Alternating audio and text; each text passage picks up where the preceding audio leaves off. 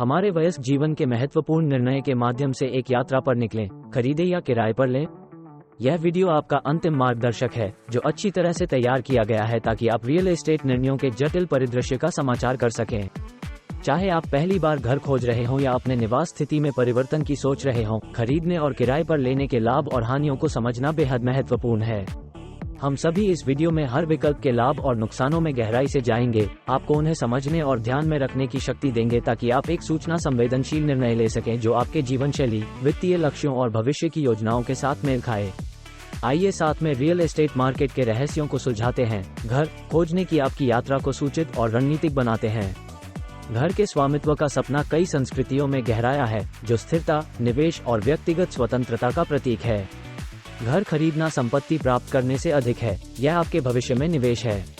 खरीदने का एक महत्वपूर्ण लाभ ये है कि समय के साथ संपत्ति की मूल्य वृद्धि की संभावना होती है। जब आप इक्विटी बनाते हैं तो आपका घर एक मूल्यवान संपत्ति बन सकता है जो आपके नेटवर्थ में योगदान करता है।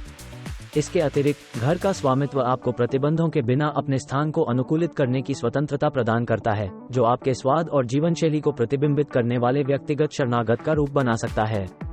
हालांकि घर के स्वामित्व की ओर जाने के साथ इसके चुनौतियों और जिम्मेदारियों के सेट के साथ आती है।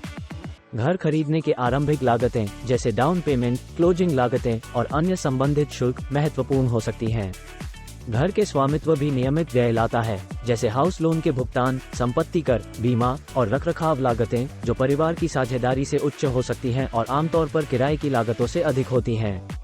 इसके अतिरिक्त घर का मालिक होना एक स्थान के साथ प्रतिबद्ध होना है, जो कार्य में बदलाव या व्यक्तिगत पसंदों के कारण गतिशीलता को महत्व देने वालों के लिए लचीलापन को सीमित कर सकता है। सिक्के के दूसरे पक्ष पर, किराए पर लेने घर के स्वामित्व के साथ आने वाली वित्तीय और रखरखाव की जिम्मेदारियों से लचीलापन और स्वतंत्रता प्रदान करता है। उन लोगों के लिए जो गतिशीलता को महत्व देते हैं या एक ही स्थान पर प्रतिबद्ध होने के लिए तैयार नहीं हैं, किराए पर लेने से बिना होने के बाद मोटी नियमितता के साथ विभिन्न परिसर और जीने की स्थितियों का अन्वेषण करने का अवसर मिलता है।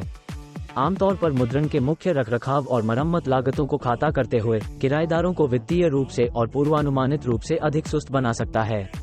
यह व्यवस्था किराएदारों को अप्रत्याशित खर्च जैसे कि एक बारिश रूफ या टूटी हुई भट्टी की चिंता किए बिना अधिक सहजता से बजट बनाने की अनुमति देती है।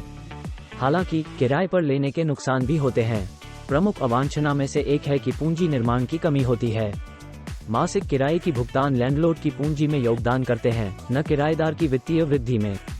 इसके अतिरिक्त किराएदार अक्सर अपने निवास स्थानों को व्यक्तिगत करने की प्रतिबंधों का सामना करते हैं और किराए पर लेने की अस्थायीता या सहभागिता की भावना में ले जाती है। किराए की कीमतें समय के साथ बढ़ सकती हैं, बाजार की स्थिति और भूमिपुत्र निर्णयों के अधीन, जो लंबे समय तक किराए पर लेने के लाभों को परे कर सकती हैं। समापन में, खरीदने या किराए पर लेने का निर्णय बहुप्रकारी है, जो व्यक्तिगत, वित्तीय और जीवन शैली के कारकों द्वारा प्रभावित होता है। घर खरीदने से पूंजी निर्माण, व्यक्तिगतीकरण और स्थिरता का अवसर मिलता है, लेकिन इसके साथ वित्तीय जिम्मेदारी और कम लचीलापन होता है। किराए पर लेने से रखरखाव की जिम्मेदारियों से छूट मिलती है, वित्तीय पूर्वानुमानिता और जीवनशैली की लचीलापन मिलती है, लेकिन निवेश की क्षमता और व्यक्तिगत स्वामित्व के लाभों से वंचित होता है। इस महत्वपूर्ण निर्णय को संचालित करते समय अपनी वर्तमान वित्तीय स्थिति, भविष्य के लक्ष्य, जीवनशैली की पसंद और रियल एस्टेट मार्केट की स्थिति को ध्यान में रखें। चाहे आप खरीदें या किराए पर लें, महत्वपूर्ण है कि आप एक सूचित निर्णय लें जो आपके कुल कल्याण का समर्थन करता है और आपके दीर्घकालिक आकांक्षाओं के साथ संगत है।